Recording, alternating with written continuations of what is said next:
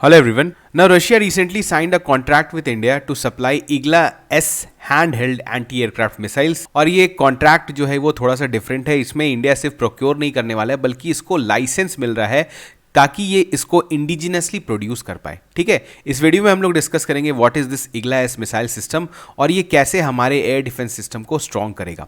Now you are watching the YouTube channel of Edukemy. My name is Anshuman and today we are going to cover a very important news. Now if you want to access all the free resources given by Edukemi, all you need to do is scan this QR. Now ये जो Igla S है इसको waste में कहा जाता है SA-24 Grinch और ये रशियन आर्मी में इसको इंडक्ट किया गया था सर्विस में इन 2004। तो ये काफी पुराना सिस्टम है जो कि रशियन आर्मी काफी टाइम से यूज कर रही है और आगे हम लोग देखेंगे कि हम लोग भी इस वेपन सिस्टम से अभ्यस्त है। ये कोई नया वेपन सिस्टम नहीं है, हम लोग भी इसका एक वेरिएंट यूज करते आए हैं। नाउ ये क्या है, तो it can be fired by an individual और crew to bring down an enemy aircraft. आप देख सकते हैं एक पर्सन और ज्यादा से ज्यादा 2 पर्सन का इसमें असिस्टेंस का जरूरत रहता है और ये कहीं पर से भी आप एनिमी एयरक्राफ्ट को शॉट डाउन कर सकते हैं। देखिए जनरली अगर आप एयर डिफेंस सिस्टम की बात करते हैं तो हमारे पास different kind of missile systems हैं। अब हम S-400 भी प्रोक्योर कर रहे हैं, लेकिन होता क्या है कि कभी कभी कुछ एयरक्राफ्ट्स UAVs जो हैं वो आपके प्राइमरी एयर डिफेंस को जो है भेद कर अंदर तक पहुंच सकते हैं और आपके टेरिटरी के प्रॉक्सिमिटी में पहुंच सकते हैं। तो उस केस में ये जो आप देख सकते हैं इस तरह के जो सिस्टम्स होते हैं जो कि एक सोल्जर के द्वारा कैरी किया जा सकता है, इसके द्वारा एडवर्सरीज को न्यूट्रलाइज किया जा सकता है। अब इसमें मैक्सिमम केसेस में जो है वो UAVs होते हैं, कभी अटैक हेलीकॉप्टर्स होते हैं या कभी आपके जो जेट्स होते हैं उसको भी ये न्यूट्रलाइज कर सकता है। आप देख सकते हैं ये किसको कर सकता है, क्रूज मिसाइल्स और ड्रोन्स को भी न्यूट्रलाइज कर सकता है। और जनरली जो लो फ्लाइंग एयरक्राफ्ट्स होते हैं जो कि इस तरह से फ्लाई करते हैं कि आपके रेडार को स्केप कर जाएं, आपके एयर डिफेंस सिस्टम को स्केप कर जाएं और अगर आपके फॉर एग्जांपल अगर आपके क्रूशियल स्पॉट्स पर वो पहुंच चुके हैं तो वहां पर आप इसको यूज कर सकते हैं और अपने एनिमी को न्यूट्रलाइज कर सकते हैं। बहुत ही ये इफेक्टिव सिस्टम है। देखिए अगर हम लोग इसको मिलिट्री के रिस्पेक्ट में टर्म्स में जाने तो इसको कहा जाता है मैन पैड्स। ठीक है, इस तरह के वेपन्स को कहा जाता है मैन पैड्स, जिसका फुल फॉर्म क्या है, man portable air defence system. हमने बोला ऑलरेडी आपके पास स्टैब्लिश्ड एयर डिफेंस सिस्टम है, हमारे पास पता है आकाश मिसाइल्स हैं, फिर हमारा जो पृथ्वी मिसाइल्स है, बहुत सारा हमारा एयर डिफेंस सिस्टम हमारे पास एग्जिस्टिंग है और S-400 भी आ गया है ना। उसके बाद भी अगर कोई एडवर्सरी हमारे टेरिटरी में घुस जाता है, हमारे कुछ क्रूशियल इंफ्रास्ट्रक्चर के आसपास अगर पहुंच जाता है तो वहां पर आप इसको इजीली डिप्लॉय कर सकते हैं और ये बहुत कारगर साबित होता है। आगे हम लोग देखेंगे कि कैसे डिफरेंट वॉर्स में इसने बहुत सारे कंट्रीज को हेल्प किया है।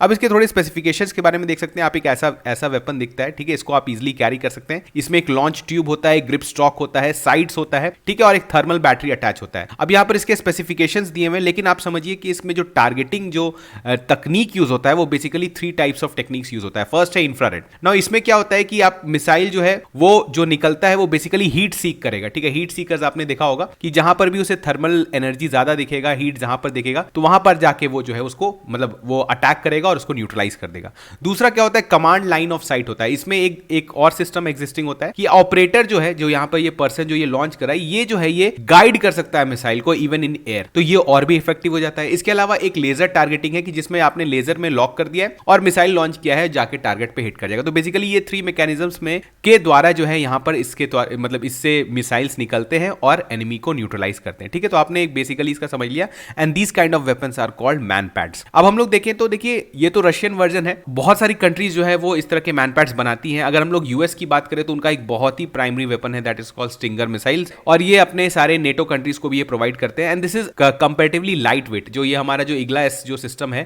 उससे ये थोड़ा सा लाइट वेट है और ये भी बहुत इफेक्टिव रहा है। इसको मतलब अगर टेक्नोलॉजिकली बात करें तो थोड़ा सा इसको एडवांस माना जाता है, लेकिन हम लोग देखेंगे कि इग्ला एस को हमने क्यों सिलेक्ट किया है। इसके बावजूद क्योंकि हमारा जो काफी डिफेंस पैक्ट हो गया है यूएस के साथ, हम लोग अपना बहुत डिफेंस डाइवर्सिफिकेशन किए हैं, तो हम लोग पुराने इग्ला एस सिस्टम पे क्यों जा रहे हैं इसके बारे में हम लोग थोड़ा सा जानेंगे। अब अगर आप देखिए करंटली यूएस ने अभी जो रशिया यूक्रेन वॉर चल रहा था, मैंने आपको बोला कि ये जो मैनपैड सिस्टम होते हैं इसको जनरली जो लो फ्लाइंग एयरक्राफ्ट होते हैं ना उसको ये न्यूट्रलाइज बहुत अच्छे से करता है। नाउ रशिया और यूक्रेन वॉर के समय क्या हुआ कि रशिया ने कोशिश किया थ्रू अटैक हेलीकॉप्टर्स और लो फ्लाइंग एयरक्राफ्ट्स की यूक्रेन में बॉम्बिंग किया जाए। तो यूक्रेन को जो है यूएस के द्वारा जो है ये सप्लाई किया गया था जैवलिन मिसाइल्स और ये एक तरह का मैनपैड ही सिस्टम था जो कि इस तरह के एयरक्राफ्ट्स को न्यूट्रलाइज किया। तो आप समझ रहे हैं कि यूक्रेन को काफी एज मिला था इस वेपन से, तो ये काफी इफेक्टिव सिस्टम है। और इंडिया का भी जो एडवर्सरीज है खास करके अगर आप बोलेंगे पाकिस्तान साइड से, तो वहां पर जो है ये वेपन बहुत यूजफुल हो सकता है अपने क्रिटिकल इंफ्रास्ट्रक्चर को बचाने के लिए। फॉर एग्जाम्पल सोचिए अगर कोई एयरक्राफ्ट जो है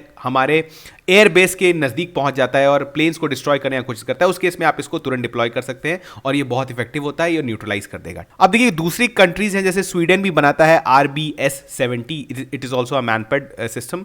उसके चाइना का है FN-6, डिफरेंट वर्जन है। सारा का काम यही होता है कि जो भी आपके जो लो क्रूज मिसाइल्स हुए या लो फ्लाइंग एयरक्राफ्ट हुए उसको ये न्यूट्रलाइज करता है। अब देखिए सबसे बड़ा प्रॉब्लम क्या होता है ना इस वेपन सिस्टम के साथ, कि ये जो है गलत हाथों में पड़ने का इसका चांसेस बहुत रहता है। और इसका हिस्ट्री रहा है मैनपेड्स का कि ये जो है टेररिस्ट ऑर्गेनाइजेशंस इसको फ्रीक्वेंटली एक्वायर कर लेते हैं थ्रू ब्लैक मार्केट्स, या कभी आपने कहीं अगर इन्होंने कब्जा कर लिया तो वहां पर जो एग्जिस्टिंग सिस्टम्स है उसको ये अपने पास ले लेते हैं। और इससे ये क्या करते हैं, ये एयरक्राफ्ट्स को तो टारगेट करते हैं, मतलब मिलिट्री एयरक्राफ्ट्स को, इसके अलावा ये सिविलियन एयरक्राफ्ट्स को भी इससे बहुत ज्यादा टारगेट करते हैं। इसी कारण ये सिस्टम को बहुत कंट्रोल में रखने की जरूरत है, बिकॉज अगर इस तरह के टेररिस्ट ऑर्गेनाइजेशंस के पास इनका अगर इन सप्लाई हो जाता है तो फिर ये बहुत कहर ढा सकते हैं और ये एक सिक्योरिटी कंसर्न हो जाएगा। और आप देखेंगे अगर इसके यूसेजेस के बारे में अगर आप पढ़ेंगे, यूट्यूब पे भी बहुत सारे वीडियोस अवेलेबल है इसके बारे में, तो आप देखेंगे कि सीरियन रेबल्स हो चाहे अफ्रीकन रेबल्स हो, ठीक है, बहुत जगह जो है इस मैनपैड का यूज होता है, तो इसको गलत हाथों में पड़ने का चांसेस है। देखिए अब इंडिया की बात करें तो इंडिया ऑलरेडी इग्ला जो है वो यूज करता आया है। इग्ला जो हमारा जो पूरा मतलब ये बहुत पहले हमने एक्वायर किया था रशिया से, और इसको हम लोग अभी यूज करते हैं। तो ऐसा नहीं है कि मैनपैड्स हम लोग यूज नहीं करते हैं, रशिया के द्वारा ही बनाया गया जो ये सिस्टम है इसको हम लोग इससे अभ्यस्त हैं। नाउ इग्ला एस जो है वो थोड़ा सा आप बोल सकते हैं मॉडर्न वर्जन है, मॉडिफाइड वर्जन है, लेकिन इसको माना जाता है टिपिकली अभी भी बोला जाता है कि ये बहुत भारी है, ठीक है, ओल्डर है, बिगर है, बल्कियर देन वेस्टर्न काउंटरपार्ट्स। हमने बोला ना जो स्टिंगर मिसाइल्स है जो अमेरिका के पास है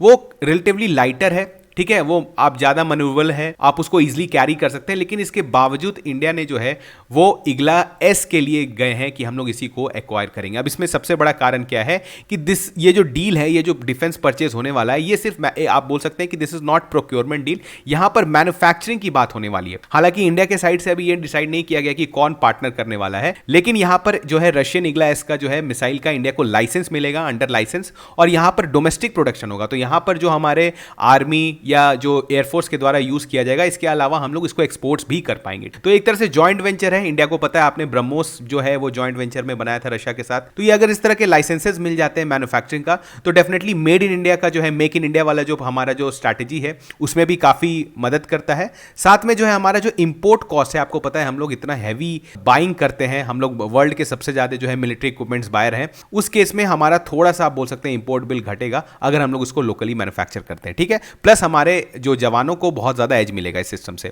अब देखिए डिस्पाइट कि इंडिया ने अपने मिलिट्री इक्विपमेंट्स का जो हमारा जो आजकल हम बाइंग कर रहे हैं उसको बहुत डाइवर्सिफाई कर दिया, हम फ्रांस से कर रहे हैं, we are taking missiles from Israel, ठीक है, यूएस से भी हम लोग काफी डिफेंस डील रख रखे हैं। लेकिन इसके बावजूद अगर आप देखेंगे तो अभी तक 45% जो है इंडिया का डिफेंस इंपोर्ट वो अभी भी रशिया से आता है। तो इस तरह का डील होता है तो अभी भी हम ऐसा नहीं मान सकते हैं कि रशिया पुराना हमारा फ्रेंड हो गया है, अभी भी बहुत सारे क्रिटिकल इक्विपमेंट्स वो सप्लाई करता है। रिसेंटली आपने देखा होगा S-400 सिस्टम जो कि हमारे एयर डिफेंस सिस्टम को बहुत हायर लेवल पे लेके चला जाएगा, आप समझ सकते हैं, क्योंकि अभी अगर आप वर्ल्ड में बात करें तो this is the most advanced air defence system जो कि एग्जिस्ट करता है। इसने अपना एफिकेसी दिखाया है इन सीरियन वॉर्स और बाकी बहुत सारे वॉर्स में। तो ये आप एक तरह से बैटल प्रूवन ये सिस्टम है, अगर इंडिया इसको एक्वायर करता है तो हमारा एयर डिफेंस सिस्टम बहुत ज्यादा स्ट्रांग हो जाएगा। तो रशिया यहां पर अभी भी क्रिटिकल पार्टनर है, बहुत इंपॉर्टेंट पार्टनर है। और इससे पहले अगर हम लोग देखें तो 2021 में एक अगेन ऐसा ही डील हुआ था जिसमें हमने रशिया के साथ डील किया है, जिसमें हम लोग we are going to make AK-203, AK-47 नहीं, this is a version of मतलब उसका मॉडिफाइड वर्जन है AK-203। और ये हमारे वेदर कंडीशंस हैं जो हमारे, जैसे आपको पता है सियाचिन में इतना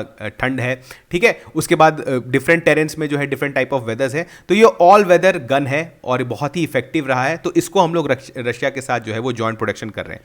नाउ 2021 में इसका एग्रीमेंट हुआ था, काफी टाइम हो गया, मतलब 2 साल हो गया, और 2023 में इसका प्रोडक्शन स्टार्ट हो गया। आपको पता है हमारे जो आर्म फोर्सेस हैं वो अभी भी थोड़े पुराने राइफल्स यूज कर रहे हैं, जैसे इंसास राइफल्स यूज हो रहा है, बहुत सारे इवन जो सेंट्रल आर्म पुलिस फोर्सेस हैं वो भी यूज कर रहे हैं। तो अगर इनका हम लोग डोमेस्टिक प्रोडक्शन करते हैं AK-203 का, तो ये हमारा जो है आप बोल सकते हैं बहुत कैपेबिलिटी इंक्रीज करेगा। अब देखिए यहां पर जो मतलब कोलैबोरेशन हुआ है, ये हुआ है इंडियन ऑर्डिनेंस फैक्ट्री बोर्ड के बीच में, रशियाज क्लाशनिकोव कंसर्न, और यहां पर जो है उनका एक रोजोबोरोन एक्सपोर्ट करके कंपनी है, एक्सपोर्ट फर्म है, जिसके बीच में आप बोल सकते हैं ये MOU साइन हुआ है जिसमें ये जॉइंट प्रोडक्शन होने वाला है। तो अभी जो है हम लोग देख सकते हैं इग्ला एस को लेके अभी कोई क्लियर नहीं हुआ है कि इंडिया के साइड से पार्टनर कौन होगा।